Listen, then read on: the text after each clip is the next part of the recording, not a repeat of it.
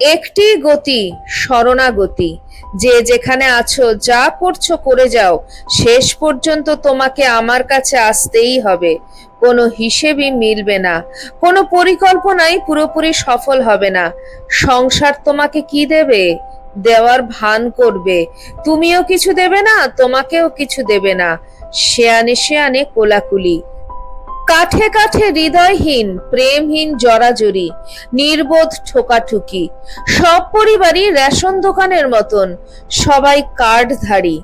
নির্দিষ্ট পরিমাণে শর্করা, নির্দিষ্ট পরিমাণে শ্বেতসার। আমাদের পরিমিত জীবনচর্চায় অপরিমিতির সংস্কার জন্মাতে পারে না।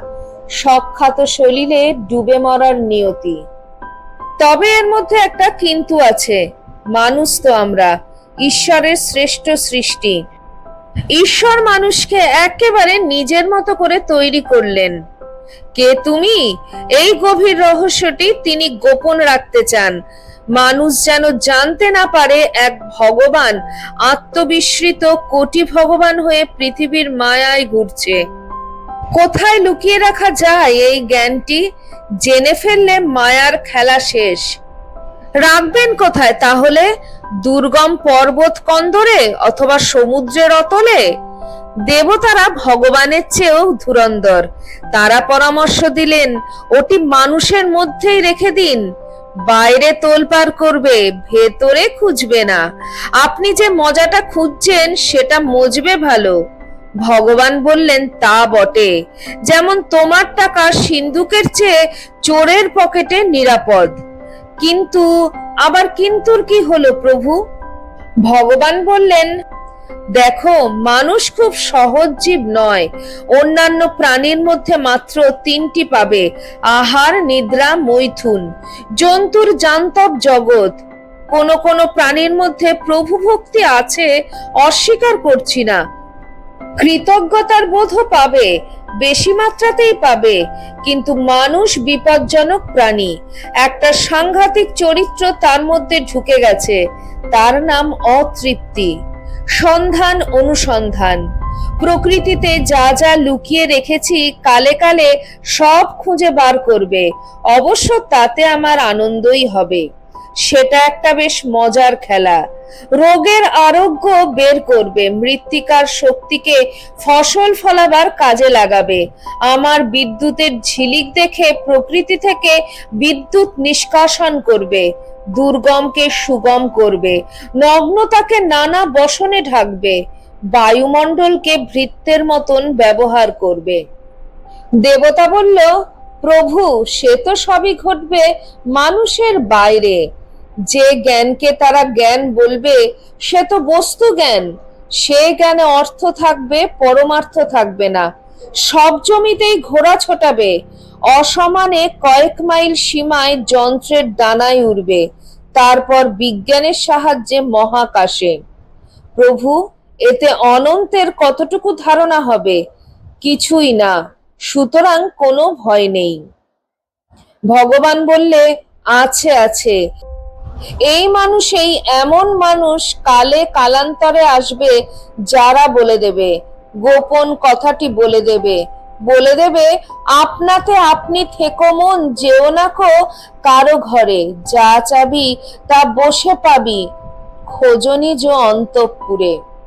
বিশ্ব রচনার মূলে যে মহামায়া, তার সঙ্গে যুক্তি, তর্ক, জ্ঞান, বিজ্ঞানের দ্বৈরথে কিছুই হবে না।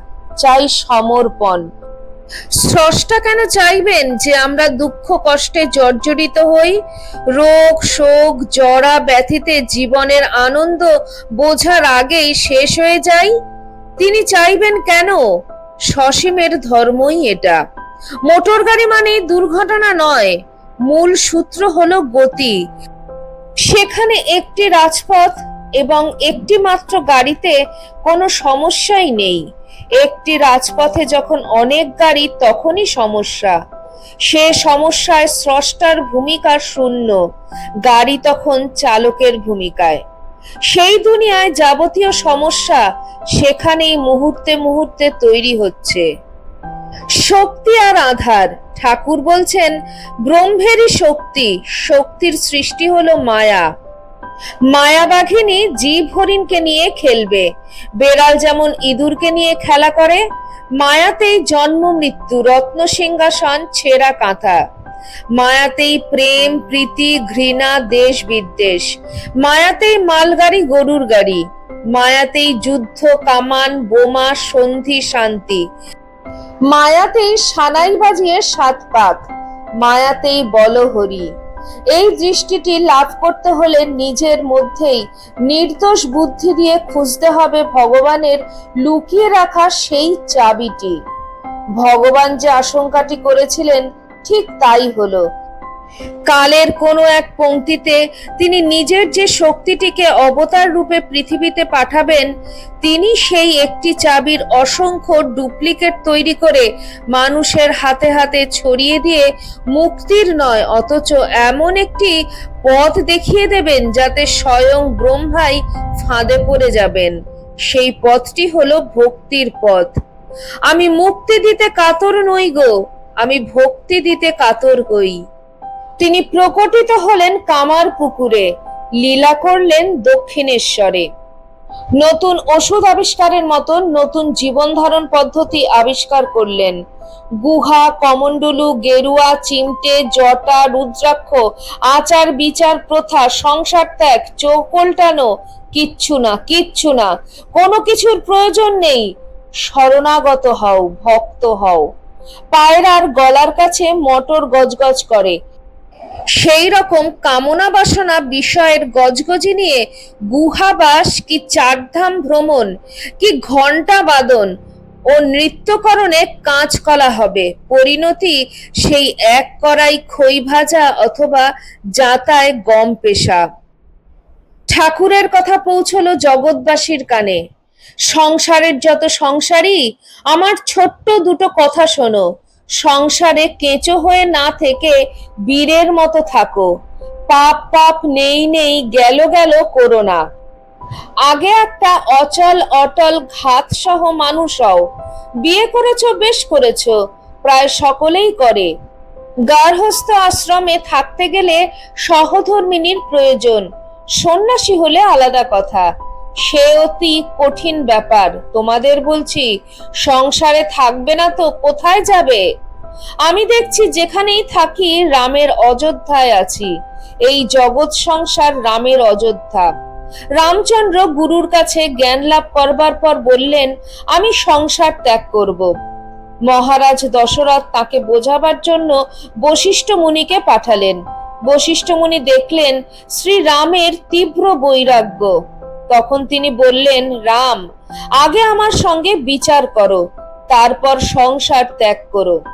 আচ্ছা জিজ্ঞেস করি, সংসার কি ঈশ্বর ছাড়া? তা যদি হয় তুমি ত্যাগ করো।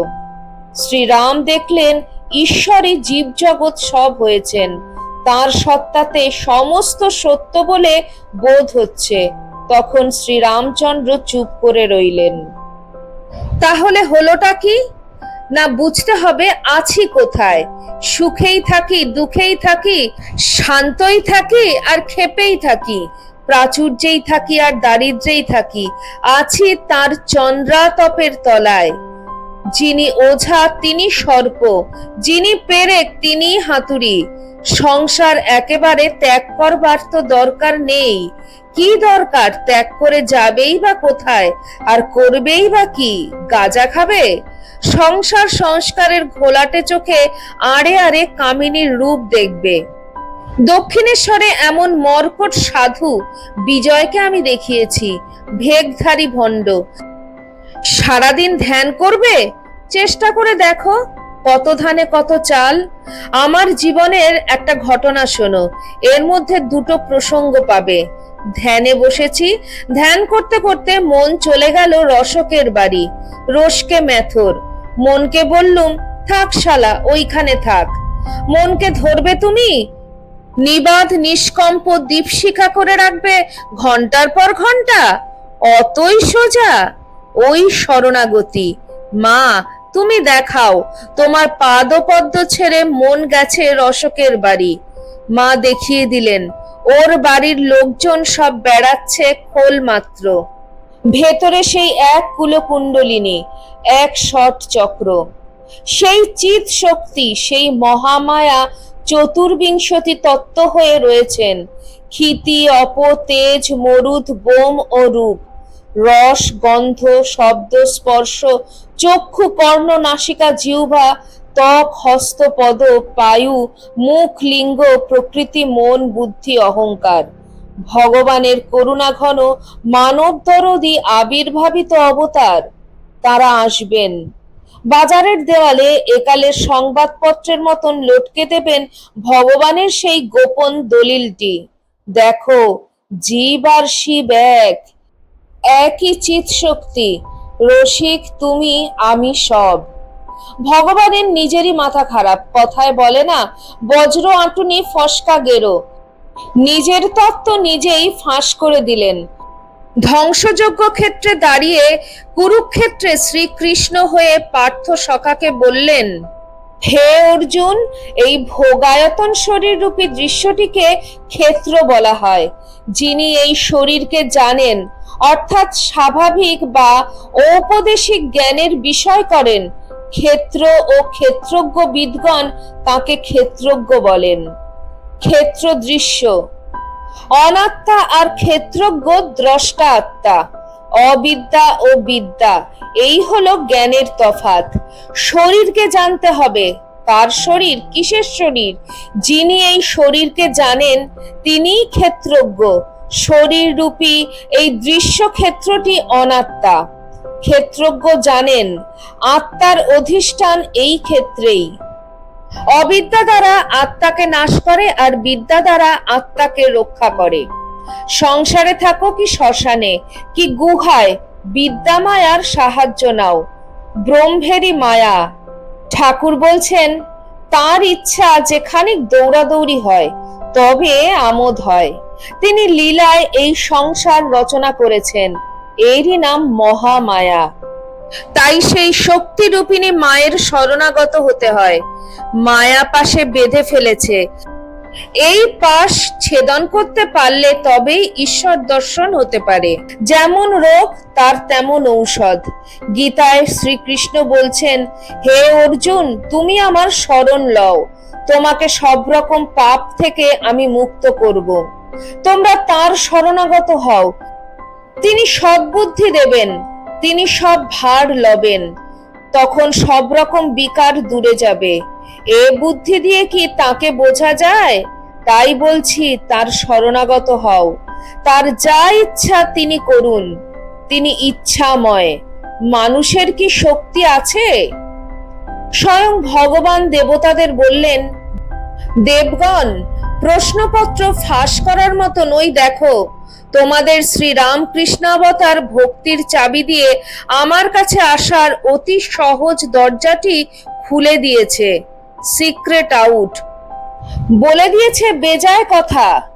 কখনো ঈশ্বর চুম্বক হন, ভক্ত ছুঁচ হয়।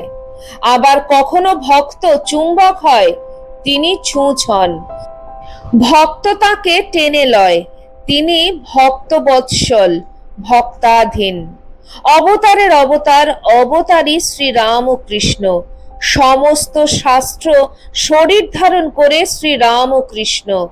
প্রেম শরীর ধারণ করে শ্রী রাম ও কৃষ্ণ। ভক্তি শরীর ধারণ করে শ্রী রাম ও কৃষ্ণ।